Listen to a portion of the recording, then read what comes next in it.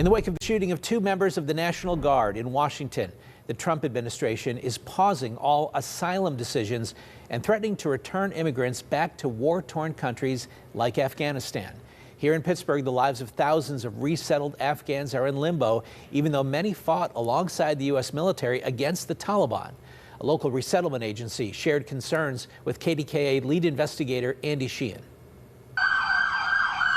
Reacting to the shootings, which took the life of 1 Guard member and left the other in critical condition, the president vowed to shut the door on immigration from all third world countries, including the suspects native Afghanistan. Look, this is how they come in. This is how they're standing on top of each other.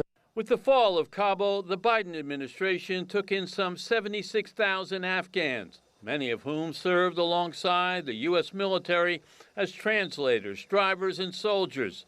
Several thousand now call the Pittsburgh region home.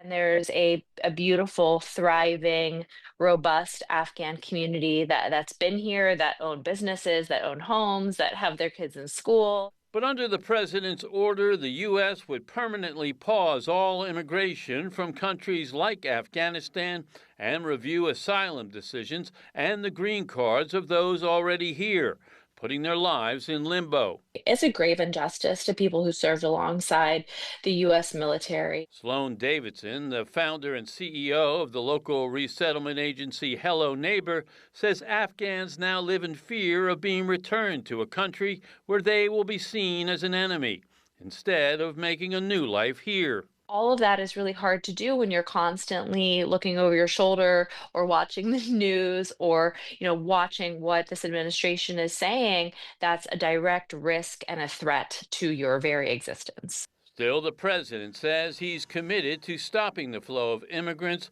seeking asylum from the world's trouble spots and possibly expelling people from Afghanistan who were welcomed here under Biden. When you let the people come in by the thousands and thousands and thousands, they made a terrible mistake. But questions remain about how and if these policies will be implemented. But while all that is being sorted out, immigrants who were welcomed here will be living in fear. Reporting in the newsroom, Andy Sheehan, KDKA-TV News.